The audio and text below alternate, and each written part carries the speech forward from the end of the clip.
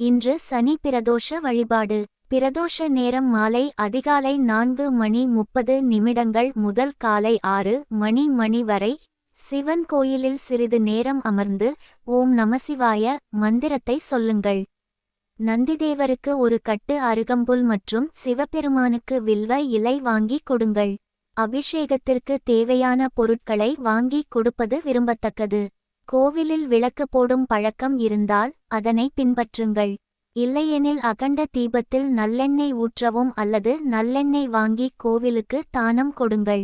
கடன் பிரச்சனைகள் தீராத கடன் பிரச்சனைகளுக்கு இன்று சிவபெருமானுக்கு மிளகு சேர்த்த வெண்பொங்கலை நைவேத்தியமாக படைக்க வேண்டும். பின்னர் அந்த வெண்பொங்கலை கோவிலுக்கு வெளியில் யாசகம் கேட்பவர்களுக்கு தானம் கொடுப்பது சிறப்பை தரும். சனி பிரதோஷத்தின் சிறப்பு.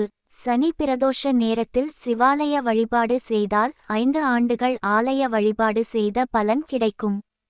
பிரதோஷ நேரத்தில் ரிஷப தேவருக்கு அருகம்புல் மாலை அணிவித்தும் சிவப்பு அரிசி நெய்விளக்கு வைத்தும் வழிபட்டால் சுபிட்சம் உண்டாகும்.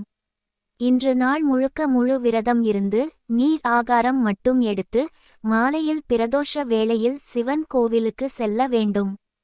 சிவாலயங்களில் சிவனுக்கு பால், தேன், தயிர், சந்தனம், பன்னீர், திருநீறு மற்றும் பஞ்சாமிர்தத்தால் அபிஷேகம் செய்து வில்வம், அரளி, தாமரை, மல்லிகை மலர்களால் அர்ச்சனை செய்த பின் தீபாராதனை நடைபெறும். அவருடைய வாகனமான நந்திதேவருக்கும் அபிஷேகம் நடைபெறும். இவருக்கு எண்ணெய், பால், தயிர், சந்தனம், இளநீர் போன்றவற்றை அபிஷேகத்திற்காக தரலாம்.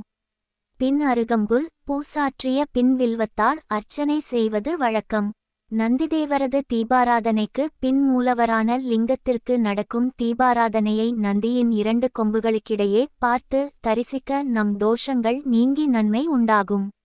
நமசிவாய என்ற 5 எழுத்து மந்திரத்தை ஊதி சிவனின் அருளை பரிபூரணமாக பெறுவோம்.